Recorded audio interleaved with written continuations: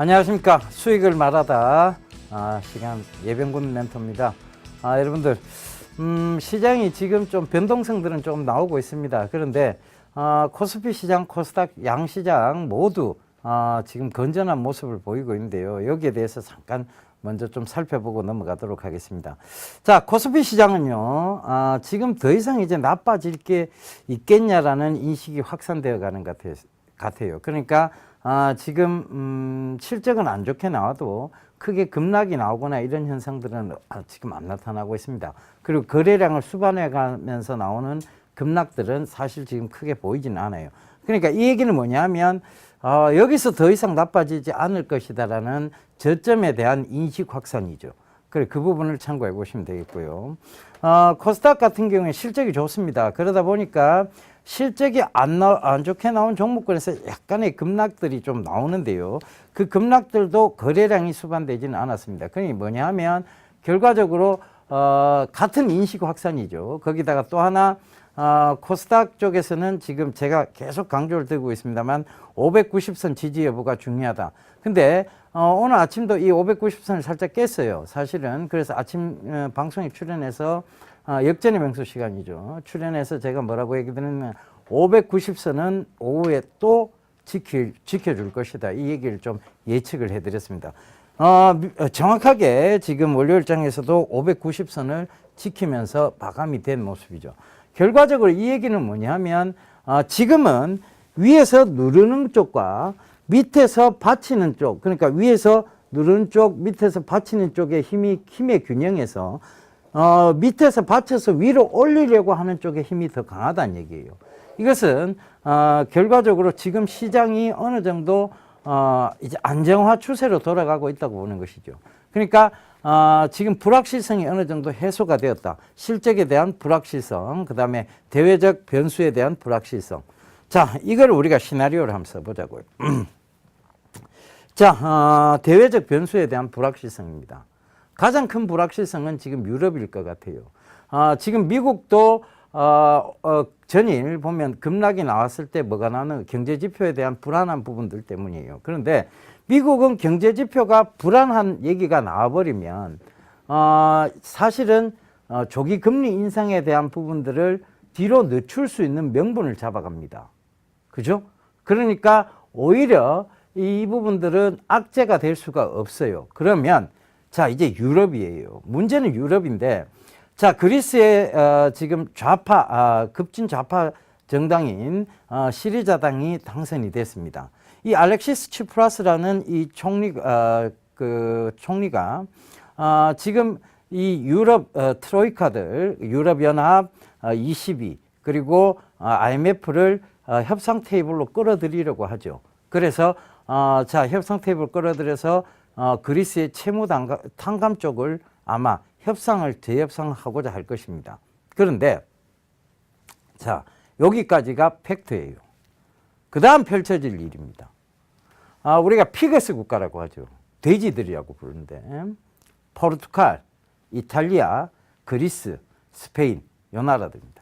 근데 여기 지금 그리스가 먼저 선두주자로 탁 급진 좌파가 되고 나니까 스페인이 또다시 치고 나옵니다.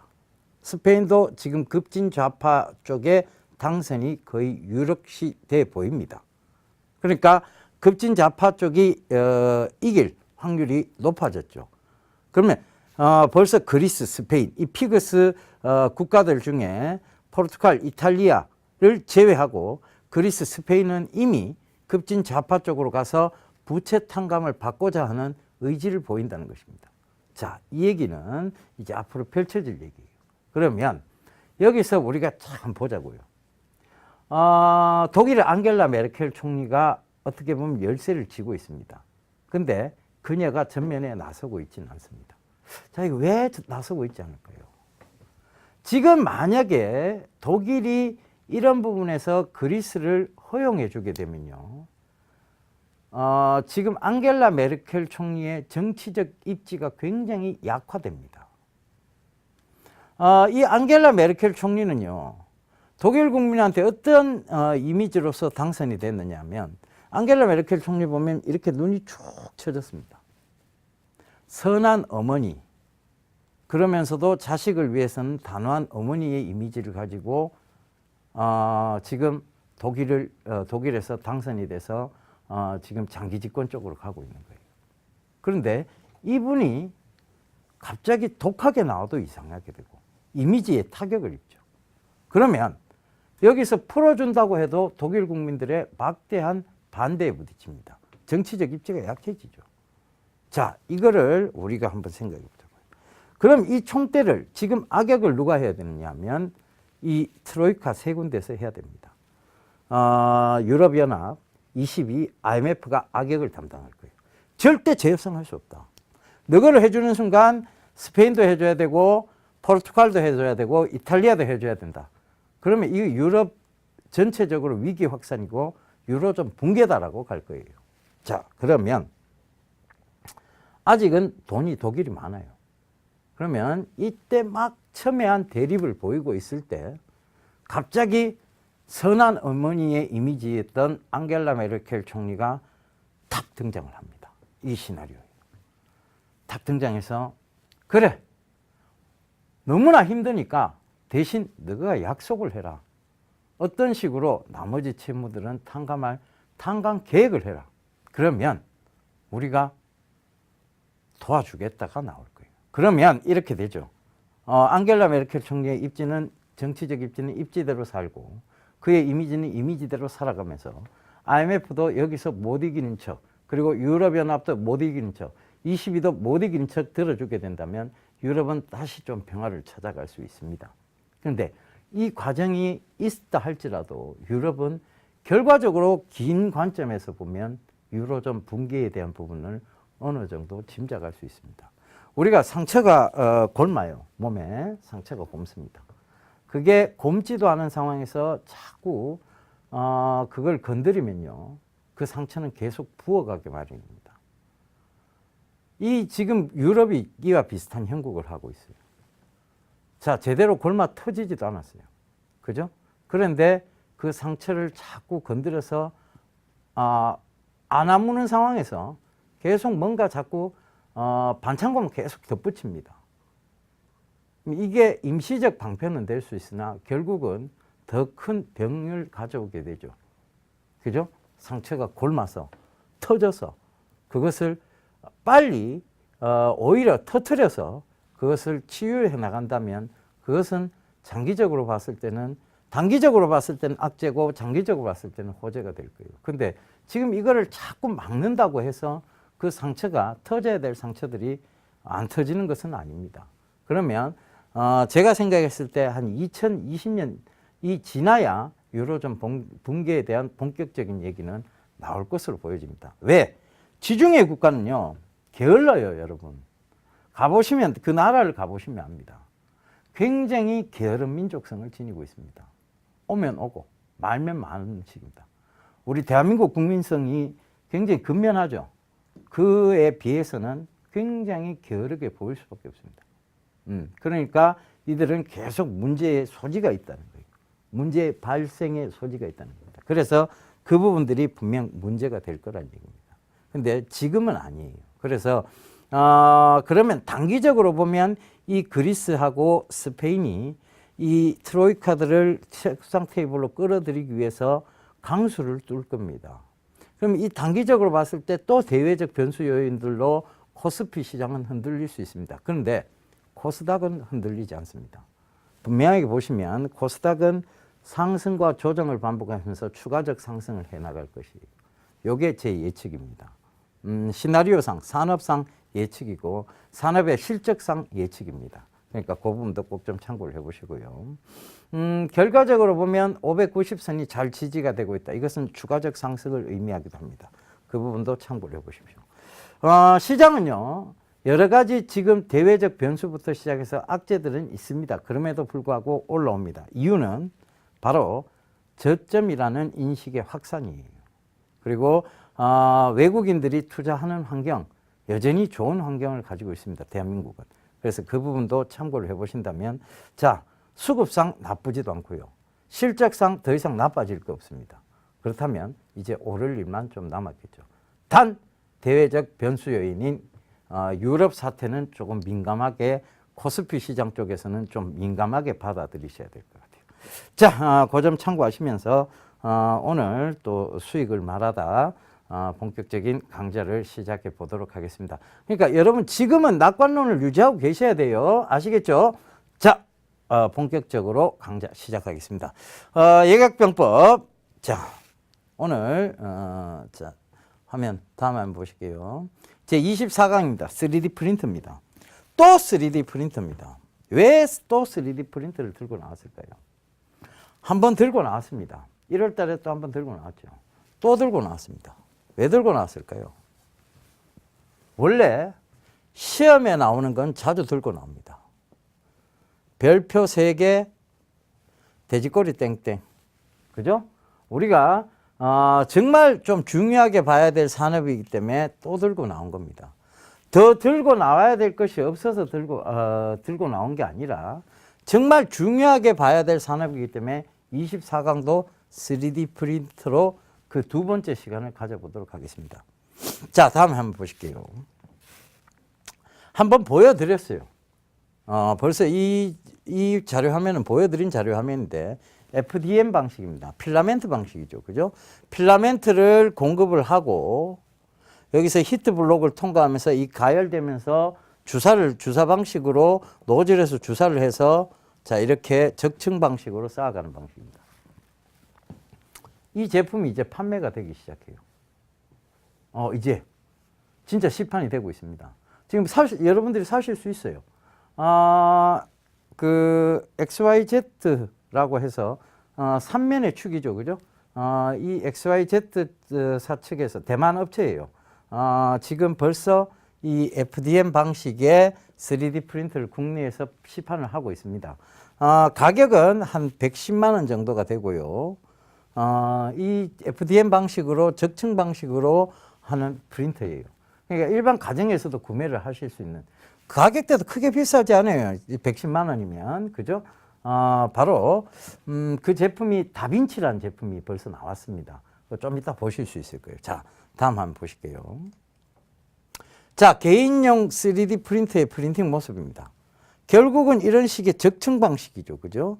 필라멘트를 통해서 이 주사, 노즐로 통해서 이거를 계속 노즐에서 제품, 이 필라멘트가 뿜어져 나오면서 이렇게 적층되어 갖고 제품이 만들어지는 방식이에요. 자, 다음 한번 보실게요. 자, 요겁니다. 국내에서 지금 시판되고 있는 3D 프린터. XYZ라는 대만 업체예요. 우리가 그 흔히들 고등학교 수학 시간 기억나시죠? X축, Y축, Z축. 그죠? 그렇게 우리가 그 기억을 하실 거예요. 이런 관점에서 보면 이 대만 업체가 만들고 있는 지금 이 조각상이 무슨 조각상이에요? 누구의 조각상입니까? 누구의 조각상이에요? 레오나르도 다빈치의 조각상입니다. 이 제품이 다빈치 AIO라는 제품입니다. 요게 가격이 지금 110만 원 정도 합니다. 조금 더 싸게 살 수도 있겠죠. 뭐 소셜 커머스를 통한다면 그죠? 그런데 이 제품이 이미 출시가 돼서 여러분들이 사실 수 있고 필라멘트도 여러분들이 각각 10가지 색깔인가 6가지 색깔이 나와 있는 걸로 알고 있어요. 그러면 이게 그 색깔별로 해서 자, 스캔이 요건 스캔도 가능해요. 스캔이 딱 되면서 이게 제품으로 만들어집니다. 그러면 흰색 색깔별로 또 필라멘트가 색깔별로 해서 또 혼합해 갖고 또 나올 수도 있겠죠. 그래서 10가지 색깔로 해서 그 혼합 방식을 쓰기도 하고 여러 가지 방식을 쓰겠죠. 그러면서 이 3D 프린팅 그걸 만들어내는 거예요. 자, 이 3D 프린팅에 대해서 자세히 다시 한번 역사를 되짚어 보자고요. 이 3D 프린팅은요, 사실은 원래 제품이 있었습니다. 산업용 제품이었죠. 그런데 이 산업용 제품들은 시제품이라고 해서 우리가 이런 모형들을 만들 때 많이 썼습니다. 그러면 이 모형들은 주로 어디에서 쓰였느냐 하면요, 공공기관에서 많이 이 3D 프린팅을 가지고 있었어요. 3D 프린팅을 가지고 있었는데 이 공공기관에서 굉장히 그때는 가격대가 비쌌습니다. 가격대가 어느 정도였느냐 하면 뭐 거의 천문학적인 숫자였죠. 그러다 보니까 이런 저희 지금도 여기 방송국에도 장비가 있어요. 장비가 하나 고장이 나면 여기 스태프분들이 문책을 받습니다. 왜일까요? 장비가 비싸기 때문이죠. 그죠? 당연합니다. 이 3D 프린트는 굉장히 고가의 장비였기 때문에 공무원들이 함부로 다루다가 고장을 내면 자기가 책임을 질 수 있기 때문에 아예 건드리질 않았어요. 그러니까 거의 무용지물의 역할을 하는 3D 프린팅이었어요. 그런데 이런 3D 프린팅 기기가 어떻게 해서 본격적으로 공급이 되기 시작했느냐 하면 조금 있다가 그분의 얼굴이 나올 거예요. 아드리안 보이어라는 박사입니다. 이분이 영국 바스 대학이죠. 이 바스 대학에서 교수로 계시는 분인데 이 3D 프린팅 기술을요 계속 랩이라는 프로젝트를 운영해서 이거를 아예 이 연구 결과를 인터넷에 모두 공개를 해버렸어요. 자기 연구 결과를 특허권을 안 내고 공개를 해버렸습니다. 그러면 이게 뭐가 되느냐면 제너럴 퍼블릭 라이센스라고 해서 일반적으로 공개 소스 라이센스가 된 겁니다. 그러니까 어떤 거 하면 누구나 상업적으로 이용하고 싶은 사람도 이 라이센스권을 안 사도 자기가 쓸 수가 있게 된 거예요. 공개 소스 라이센스니까. 그죠? 그러니까 그 부분을 참고를 해보시고. 그 굉장히 훌륭한 분이죠. 사실은 아드리안 보이어 박사라는 분이. 그리고 여러분 저번에도 보여드렸다시피 산업용 프린트에서 가장 지금 선두주자라고 가고 있는 회사가 있어요. 스트라타시스라고 있는데 이 스트라타시스가 거의 지금 이제 특허권이죠. FDM 방식의 특허권이에요. 조금 전에 보여드렸던 필라멘트 노즐 방식의 특허권이 2009년도 만료가 됐습니다. 이게 만료가 되면서 누구나 쓸 수 있는 필라멘트 방식의 FDM 방식의 3D 프린팅 기술은 누구나가 쓸 수 있는 특허권이 됐습니다. 돈을 안 줘도 돼요. 그죠? 공개 소스 라이센스가 된 겁니다. 그래서 그 부분이 되면서 3D 프린팅이 본물 터지듯이 지금 터져 나오기 시작한 것이죠. 요게 3D 프린터의 역사입니다. 자, 여기까지만 우리가 좀 알아두고 그 다음 화면 좀 보면서 얘기 이어나가 볼게요. 자, 그래서 이 3D 프린팅이 지금 이웃나라 일본에서도 굉장히 새로운 산업적 혁명을 일으키면서 지금 시판이 되고 있는데요. 일본은 희한하게도 지금 여기 보면 3D 프린팅 있죠. 그죠? 그리고 공개 중입니다. 3D 프린팅을 공개를 하고 있는 중이에요. 자, 이 회사는 데아고스티니사라는 회사인데 이거는 이탈리아 회사입니다.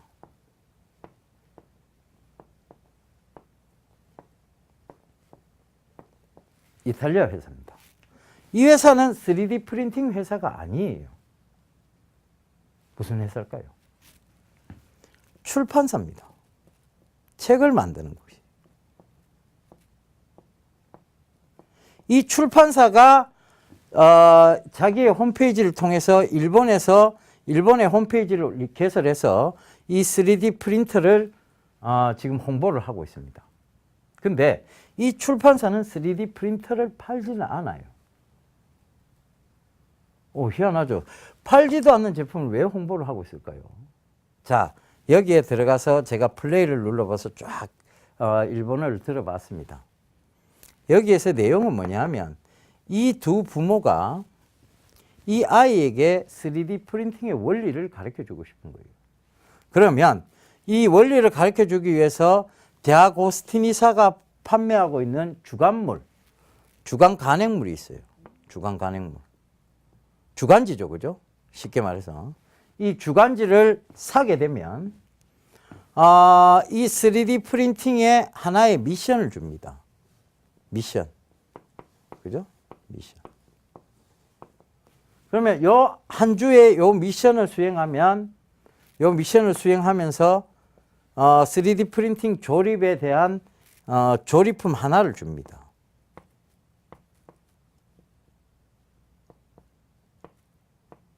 그러면 요게 얼마 완성이냐? 55주 완성이에요. 55주 완성. 55주 완성이라는 것은 55주만 하면 55주만 요 주간지를 받아보고 미션을 착실히 수행하면 내가 3D 프린터를 하나 가질 수 있는 거예요. 100만 원짜리 3D 프린터를 하나 만들어낼 수 있습니다. 물론 필라멘트하고 다 또 사야 되겠죠. 그죠? 재료는 사야 되겠죠. 그죠? 그런데 만들어낼 수 있다는 것입니다. 자, 55주나 걸려서 그것도 책 다 읽어가면서 왜 사야 될까요? 사이언스잖아요. 그죠?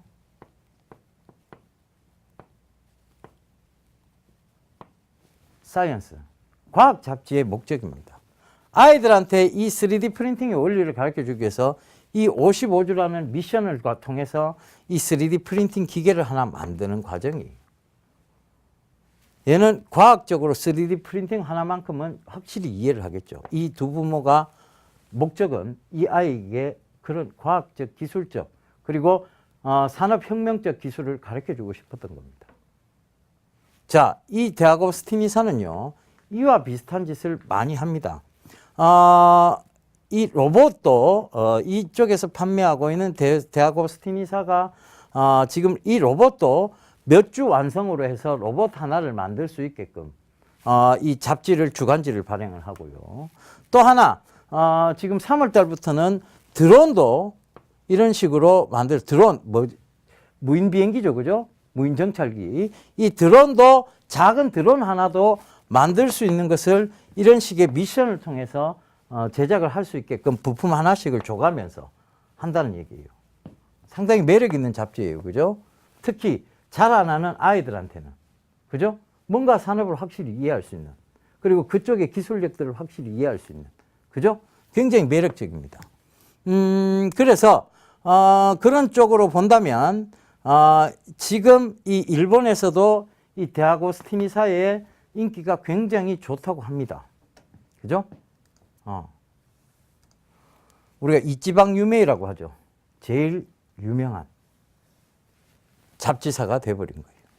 그것도 사이언스 잡지사. 그죠? 그러니까 그래서 그런 부분으로 참고를 해 보신다면 이 3D 프린팅이 벌써 우리 생활 깊숙이 들어왔다는 얘기입니다. 내가 직접 손으로 만들 수 있는 DIY 3D 프린팅이 그만큼 보편화될 수 있다. DIY 뭐예요? Do it yourself. 그죠? 내 손으로 직접 만들 수 있다는 얘기예요. 그죠? 그게 3D 프린팅이 3D 프린팅을 내 손으로 어떻게 직접 만들어? 55주 미션만 완성하면 됩니다. 이 산업을, 이 기술을 명확히 이해할 수 있는 것이죠. 이 대학 오스티니사의 주간지를 통해서.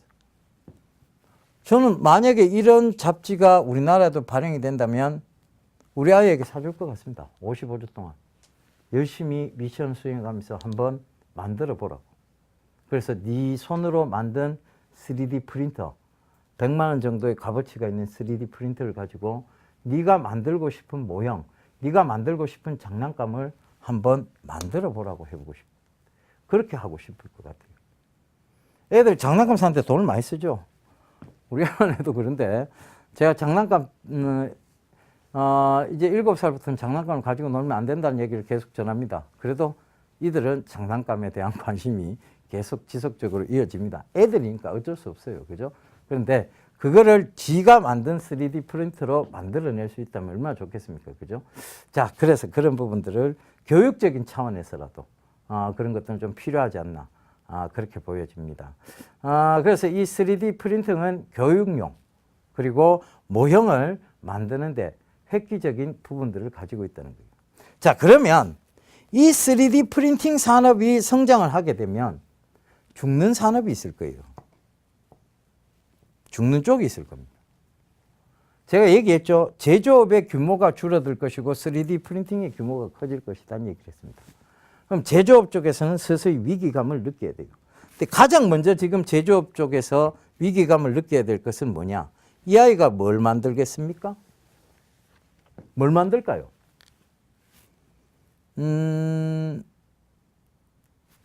책? 햄버거? 아니죠. 방금 설명드렸던, 힌트 드렸던 왕구죠, 왕구. 장난감. 장난감을 만드는 거예요. 장난감을 지가 만든 3D 프린터로 만들 겁니다. 그죠? 그러면 이 완구 산업은 어떻게 될까요? 사양 산업이 될 수 있겠죠. 3D 프린터가 각 가정에 공급이 되는 순간, 보급화되는 순간 이 완구 산업은 사양 산업이 될 겁니다. 그러면 이 완구가 아니라 이 완구 말고 캐릭터 산업이 있습니다. 얼마 전에 그 미국 신문 기사에서도 그런 얘기를 봤어요. 미국 장난감 가게, 완구 가게에는 장난감이 없다라고 얘기를 합니다. 네. 토이샵에 토이가 없어요. 그죠? 토이샵에 토이가 없다. 그 얘기는 무슨 얘기일까요?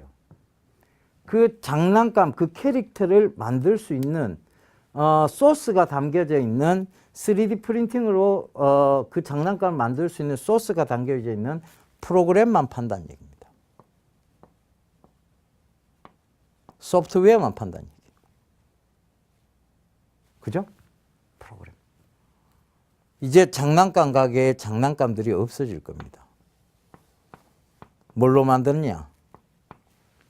하나하나 조립해 들어갈 수 있는 3D 프린터로 하나하나 조립품들을 먼저 만들 것이고, 그래 그걸 조립해야만 완성품이 될 수 있는 걸 하나, 그리고 아예 적층 방식으로 완성품을 만들 수 있는 거 하나, 그런 프로그램들만 이 완구 토이 가게, 토이샵에 아마 이 프로그램들만 질비하게 쭉쭉쭉쭉쭉 늘려져 있을 거예요.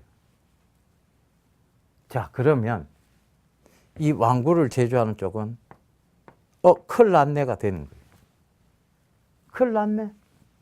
왜? 집에서 지가 장난감 직접 만들겠다는데. 그 조립품 프로그램 소스만 통해서 만들겠다는데.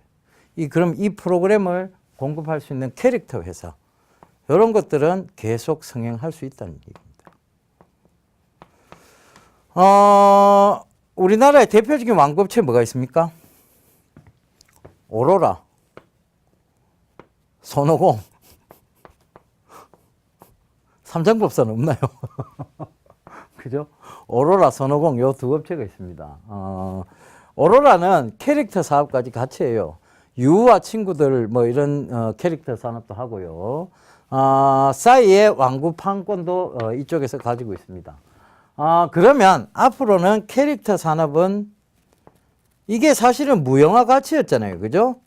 이 캐릭터를 만드는 사람들이 이 완구 회사에다가 판권을 넘겼습니다. 그럼 지금은 이 캐릭터 사업을 하는 쪽이 완구 회사를 인수하게 될 거예요. 아마 앞으로는.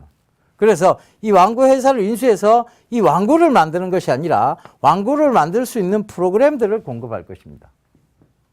그러면 이 회사는 장난감 제조 회사가 아니고 컴퓨터 프로그램 회사가 되는 거죠. 야, 세태가 이제 이렇게 변합니다. 이 변하는 세태의 산업을 이해하지 못하면 완구 업체가 많이 빠지면 그걸 조정 시에 매수하러 들어가겠죠. 그죠? 그러니까 그런 건 아니란 얘기예요. 근데 오로라 같은 경우에는 캐릭터 산업까지 같이 하니까 크게 우려는 없습니다. 그래도 우려적인 부분은 나올 수 있다는 얘기입니다. 그 점도 꼭 좀 참고를 해보시고요. 자, 그래서 뜨는 산업이 있으면 반드시 지는 산업이 있습니다. 그 점도 꼭 좀 참고를 해보세요. 결과적으로 이 3D 프린팅은 지금 가장 먼저 나타나는, 가정용에서 나타나는 것은 아이들과 같이 아이들에게 만들어줄 모형, 그리고 어른들이 필요한 모형적 시제품, 그리고 엄마가 필요한 인테리어적 소품들 정도, 요 정도가 다일 것입니다. 그런데 그런 것들이 3D 프린팅으로 만들어진다면 결과적으로 제조산업 쪽에서는 분명히 타격을 받을 것입니다. 그죠? 그래서 그 부분도 참고를 해보시는 얘기예요. 자, 다음 화면 보실게요. 자, 이 산업용 3D 프린터 벌써 이까지 나와 있습니다. 심지어는 지금 중국에서는 집을 산업용 프린터로 이틀 만에 만든답니다. 산업용 프린터로. 와, 집을 어떻게? 그럼 건설해서 다 뒤지겠네. 그죠?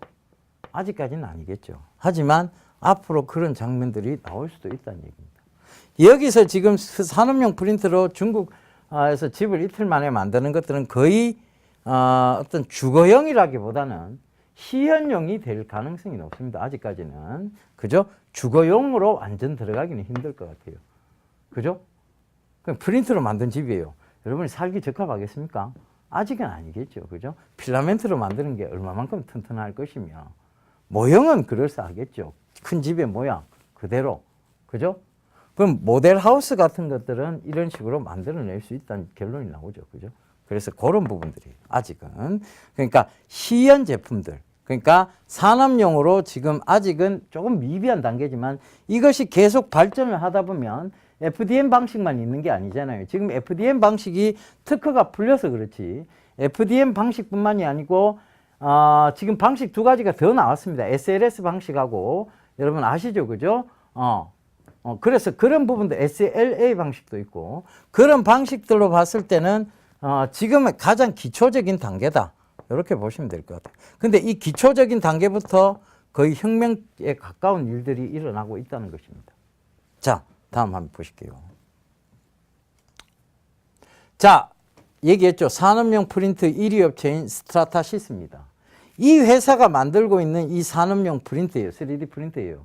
근데 이 회사의 FDM 방식에, 조금 전에도 역사적인 측면에서 설명드렸습니다만, FDM 방식의 산업용 프린트가 특허권이 2009년도에 만료가 됐어요. 그러니까 2009년도부터 이 3D 프린팅 제품들이 본물 터지듯이 터져 나오게 된 것입니다. 그걸 설명하기 위해서 다시 한번 들고 나왔어요. 자, 다음 한번 보실게요. 훌륭하신 분입니다. 아드리안 보이어 박사예요. 자, 이분이 영국의 바스 대학교에서 이 연구 개발을 계속했고, 이거를 이 연구를 했는 결과를 뭘로 했느냐? 공개 소스 라이센스로 오픈을 다 해버렸어요. 그러니까 누구나가 이용할 수 있는 기술이 돼버리는 겁니다. 본인의 욕심을 버렸다는 것이죠. 교수의 진정한 모습 아닐까요?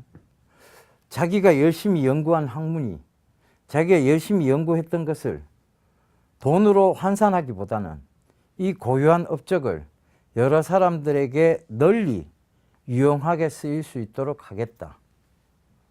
누구의 정신하고 비슷합니까? 널리 사람을 이롭게 한다. 홍익인가? 당군 정신하고 비슷하잖아요. 이분이 당군의 후손이 아닌가? 그런 생각이 좀 듭니다. 당군하고 좀 비슷하게 생기기도 했어요. 그죠? 예. 조금 비슷해 보입니다. 굉장히 선해 보이는 인상에 머리가 조금 벗겨지시네요. 그죠? 머리가 조금 벗겨지시는데. 자, 그거는 농담이고요. 일단은 이분의 어떤 연구 결과들이 지금 굉장히 3D 프린팅 산업의 발전을 빠르게 가져오게 된 역할을 하신 훌륭한 분이시라는 것만 인정을 하시면 되겠습니다.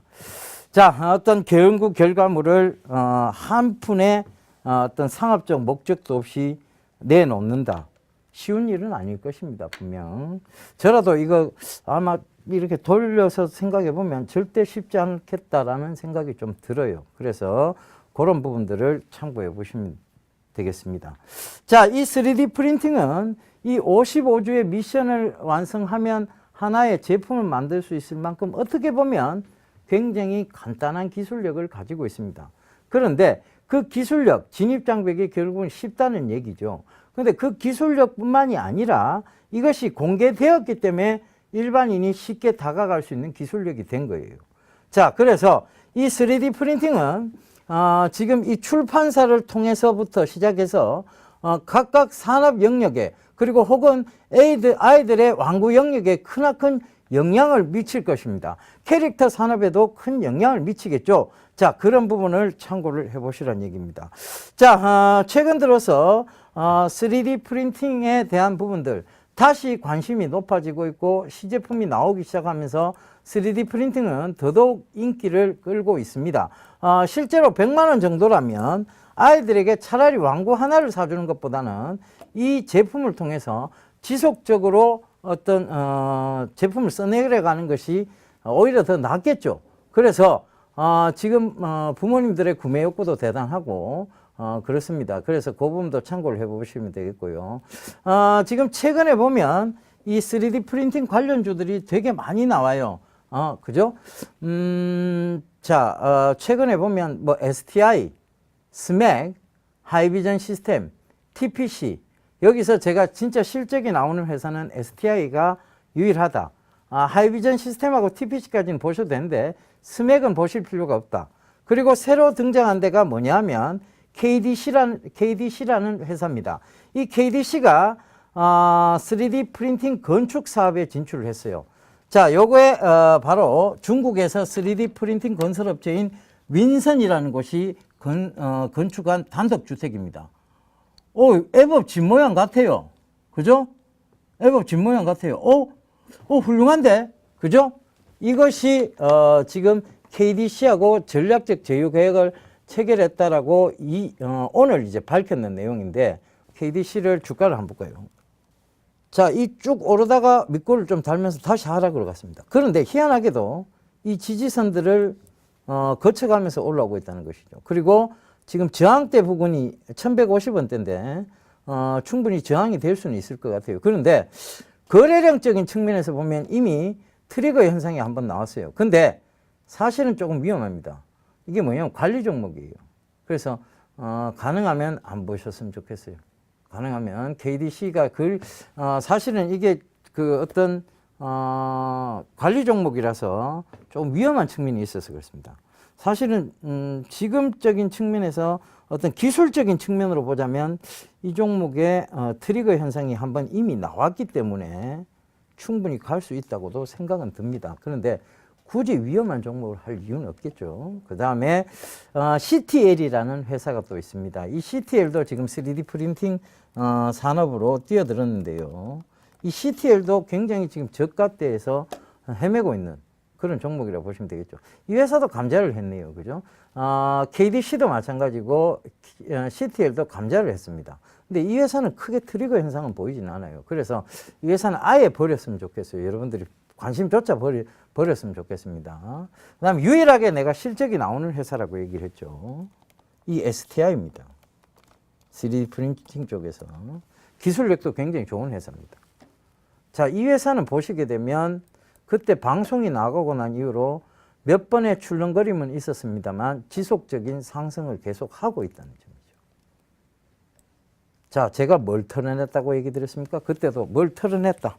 그러니까 좀 가볍게 달릴 수 있다. 뭘 털어냈다고요? 모래주머니. 자, 몸에 모래주머니를 달고 있었어요. 무슨 모래주머니? 신용이라는 모래주머니를 달고 있었습니다. 근데 그게 이제 신용 비율이 많이 떨어져 나갔죠. 그러면서 이제 본격적인 재가동을 하는 시점까지 왔다는 거예요. 그래서 이런 부분을 좀 참고를 해보셨으면 좋겠습니다. 그리고 또 하나가 있죠. 하이비전 시스템. 이거 역시 마찬가지예요. 이제 지금 최근에 좀 크게 올랐던 이유가 바로 신용 물량들이 굉장히 많이 줄었어요. 이게 한 14%까지인가 신용 물량이 갔었거든요. 거의 반 정도가 신용 물량이 줄었어요. 그거는 뭐냐면 여기 5,200원까지 꺼지면서 일단 반대 매매가 다 나왔다는 얘기겠죠. 그러면서 지금 지속적인 상승 형태를 만들어 나가는 거예요. 그래서 이 부분도 참고를 해보시면 좋겠고, 그 다음에 TPC예요. TPC도 여전히 3D 프린팅 쪽으로 보면 기술력은 어느 정도 확보된 회사입니다. 그래서 지금은 큰 박스권 형태를 보이고 있어요. 여기서부터 여기까지의 박스권 형태죠. 그러니까 1,600원과 6,300원대의 큰 박스권을 형성해 나가고 있습니다. 근데 이 1,600원이 본격적으로 뚫리고 전 고점대 영역이었던 12,500원대를 뚫고 가게 됩니다. 13,000원대죠. 이걸 뚫고만 가게 된다면 지속적인 상승이 가능할 수도 있어요. 지금 수급적인 측면으로 봐도 크게 나쁘지는 않습니다. 그래서 그 부분도 참고를 해보시고요. 그 다음이 스맥이에요. 스맥인데 이 회사는 실적이 워낙 좋지 않아요. 그래서 사실은 안 보셨으면 하는 바람이 있습니다. 그래서 이 부분은 좀 버려 하시면 되겠습니다. 자, 3D 프린팅 회사들을 몇 가지를 좀 살펴봤는데요. 이 중에서 조금 그러니까 좀 안전하게 보이는 것은 사실은 STI 하나가 답니다. 좀 위험한 종목을 조금 하나 더 선택을 해보자면 KDC가 되겠죠. 이 KDC가 조금 위험하긴 하지만 어차피 지금 우리가 주식시장이라는 것이 하이리스크 하이리턴이라는 측면에서 본다면 KDC도 한 번쯤은 생각을 해봐야 되지 않느냐. 저는 자꾸 그렇다고 너무 큰 물량을 들어가긴 힘들고요. 소량의 어떤 물량으로서 큰 재미를 볼 수 있다면 그 정도 돈은 손실에는 우리가 분명히 제한이 있잖아요. 그죠? 수익에 제한이 없어서 그렇지. 수익에 제한이 없다는 것은 수익을 크게 볼 수도 있다는 얘기입니다. 그래서 그 부분도 참고해 보시고요. 자, 제가 3D 프린터를 2번이나 들고 나왔습니다. 첫 시간을 또 했고 둘째 시간을 오늘도 이제 마감을 했는데요. 자, 산업의 성장성적인 측면이에요. 결과적으로는 지금 이제 시판되고 가까운 미래에 이미 와 있습니다. 이미 우리 주변에 와 있다는 얘기예요. 그것은 결과적으로 일단 곧 산업이 성장기에 들어간다는 얘기겠죠. 이미 한 번에 큰 시세적 트리거 현상은 있었습니다. 그 트리거 현상이 있고 난 다음에 충분한 조정기를 겪었고 그 다음에 이제 2파라고 얘기하는 2차 파동이 올 때쯤이 됐다는 얘기입니다. 우리가 차트적으로 설명하자는 게 아니에요. 차트적으로도 기술적으로도 맞지만 지금 산업적인 측면에서 맞다는 의미에서 다시 한번 강조드리는 것입니다. 자, 시장요. 힘듭니다. 여러분, 요새는 실적이 좋게 나와도 빠지고, 그죠? 실적이 안 좋게 나왔는데도 또 빠지고, 시장이 참 힘들어요. 어떤 게 갈지 모르겠어요. 그죠? 현대제철이나 SK 하이닉스 같은 경우는 굉장히 호실적이 나왔는데도 주가는 빠집니다. 당황스럽습니다, 여러분. 그런데 결국은 실적에 수렴한다는 거 참고해 보십시오. 결국은 그들이 실적이 좋았다는 것은 앞으로도 실적 성장세를 이어나갈 수 있다는 또 하나의 반증이기도 합니다. 계속 늘었잖아요. 그죠? 그리고 모바일 디램의 산업 성장성이 놀랍다는 것도 그리고 그런 측면에서 생각해 본다면 즉 산업적 성장성적인 측면이 여러분들을 끝까지 중장기 투자에서 이길 수 있는 방향임을 길임을 다시 한번 인식하셨으면 좋겠습니다. 자, 말이 많았는데요. 결과적으로 여러분들께 제가 늘 말씀드리는 겁니다. 성장성 있는 중소형주, 성장성 있는 회사에 집중 투자, 그것만이 여러분들을 아마 살릴 수 있을 겁니다. 결과적으로 그런 부분들을 꼭 좀 참고를 해보셔야 될 것 같아요. 시장은요, 그런 성장성 쪽에서 답을 찾습니다. 제가 주말에 강연회를 갔다 왔어요. 부산도 갔고 창원도 갔다 왔어요. 근데 이 산업적으로 이해하시려고 하시는 분보다는 기술적으로 자꾸 이해를 하시려고 들어요. 근데 이 기술적인 부분은 어디까지나 한계가 있습니다. 산업은 이 한계가 없죠. 산업의 성장성은 한계가 없습니다. 자, 여러분들이 생각하시는 가장 돈을 많이 벌었는 주식 투자가 워렌 버핏입니다. 그가 분산 투자를 했습니까? 코카콜라도 사고 IBM도 사고 애플도 사고 다 샀습니까? 아니죠. 그는 오직 코카콜라에 집중 투자를 한 사람입니다. 그죠? 그리고 그가 차트를 보고 매수를 했습니까? 5일선에 지지받으니까 매수하고 22평에서 밀려 내려오면 매도하고 이렇게 했습니까? 아니죠. 그러니까 올라도 사고 떨어져도 살 수 있는 성장성에 집중했습니다. 또 하나, 그는 가장 보편 타당한 합리적 이론으로 이 코카콜라의 매출을 성장세를 보면서 중장기 투자를 했죠. 결국은 이 사람이 성공할 수 있었던 세 가지 요인이 여기서 다 나왔습니다. 집중 투자, 그죠? 중장기 투자, 그리고 계속해서 매수할 수 있는 성장성에 올인한 것입니다. 근데 혹시 여러분들은 이 반대로 가고 계신 건 아닌지 다시 한번 스스로 자문해 보셨으면 좋겠습니다. 나는 집중 투자도 하고 있지 않고 그리고 중장기 투자도 하고 있지 않는가. 그리고 성장성이라는 건 아예 쳐다보지도 않고 기술적 분석을 보고 있지는 않는가. 이거를 스스로 자문해 보십시오. 여기서 만약 여러분들께서 해답을 얻으신다면 나는 주식 투자를 해도 좋은 사람이구나. 나는 주식 투자를 하면 안 되는 사람이구나라는 분명한 기준점이 될 것입니다. 그래서 이런 얘기들은요, 여러분들 참 강연에서 드렸지만 굉장히 실용적이고 여러분들이 꼭 느끼셔야 될 얘기입니다. 시장을 바라볼 때도 마찬가지입니다. 전체적으로 이렇게 시나리오를 짜보고 시장을 바라보는 것과 앞부분에서 제가 앙겔라 메르켈의 시나리오까지 다 짜봐드렸죠. 그리고 그의 성격, 그의 성향, 그리고 지금 그가 가지고 있는 독일 국민한테서의 입지적 위치, 그리고 정치적 입지, 이런 것들을 모두 감안해보고 저희 나름대로는 계속 분석을 해서 여러분들께 말씀을 드립니다. 이건 허언은 아닙니다. 그렇다고 사실도 아니죠. 하지만 저희 직업이 여러분 사실상 예측을 해드려야 되잖아요. 우리가 지나간 걸 두고 막 설명을 하는 것은 결과적으로 끼워 맞추기식밖에 되지 않습니다. 뭐 어딘가에 끼워 맞추면 다 끼워 맞춰지는 게 이 주식시장입니다. 근데 그걸 과거적인 측면을 가지고 해석을 해 들어가는 것은 결과적으로 뭐냐? 학문적 영역이에요. 학문적 영역. 그죠? 학문적. 우리가 지금 학문하자고 지금 여기 주식시장에 뛰어든 건 아니죠.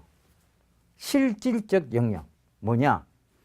언머니, 돈을 벌기 위해서 뛰어든 겁니다. 그렇다면 그 돈을 벌 수 있는 실질적인 개념이 있어야 돼요. 그 개념은 바로 이 학문적 영역에서 나오는 것이 아니라 예측 가능한 영역에서 나오는 것입니다. 예측 가능한 것은 산업의 성장성밖에 없습니다. 그죠? 산업의 성장성. 지금 여러분들 애플하고 삼성전자가 제2의 스마트폰 전쟁을 하고 있습니다. 웨어러블 디바이스 시장과 사물 인터넷 시장으로 서로 전쟁을 하고 있죠. 이건 산업 싸움이에요. 이건 주식 차트 싸움이 아니고 그들은 치열한 산업 싸움을 하고 있습니다. 근데 이들은 산업 싸움을 하고 있는데 나는 차트로 이해를 하겠다라고 덤벼든다면 이거는 애초에 접근 자체가 잘못된 방식이라는 겁니다. 그 점을 꼭 이해하셨으면 좋겠습니다. 이런 얘기들은 어디 가서도 들으실 수 없는 얘기들이에요. 사실상 여러분들께서 저는 감히 공언을 해드립니다.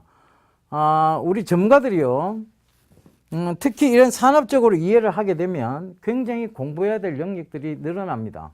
사실 잠도 못 자가면서 해야 돼요. 그런데 이거를 차트로 얘기하면 정말 얘기하기가 편합니다. 사실 저도 얘기하기 너무 편해요. 차트로 설명을 다 해버리고. 그죠? 어딘가에 끼워 맞춰지니까. 볼리저 밴드가 안 맞으면 스토캐스틱을 맞추면 되고, 스토캐스틱이 안 맞으면 MACD를 맞추면 되고, MACD가 안 맞으면 DMI를 끼워갖고 맞춰갖고 설명하라면 다 설명할 수 있습니다. 거기에 엘리어트 파동 이론 있죠? 그죠? 일목균형표 있죠? 다 있습니다. 그 모든 이론들이 맞지 않기 때문에 결국은 새로운 이론들이 계속 쏟아져 나온 것이고요. 여기서 새로운 이론들보다 더 집중해야 될 것은 이 모든 이론들을 아우르고 종합시켰던 학문, 바로 산업의 성장성적인 측면, 그것만 보시면 되겠습니다. 자, 오늘도 시간이 좀 짧네요. 여러분들께 좀 제대로 된 설명, 강의가 되고 싶은데 늘 시간상 짧습니다. 그래서 제가 강의 위주보다는 왜 산업 위주의 강의를 하고 있느냐, 그것은 강의가 아니라 산업이 바로 강의가 될 수 있기 때문입니다. 산업을 보셔야 됩니다. 차트를 보지 마십시오. 산업을 보셔야 됩니다. 모멘텀만 보지 마십시오. 산업을 보셔야 됩니다. 이 얘기 강조드리면서 이만 물러가도록 하겠습니다. 시청자 여러분, 저는 다음 주에 다시 인사드리도록 하겠습니다. 감사합니다. 예병군이었습니다.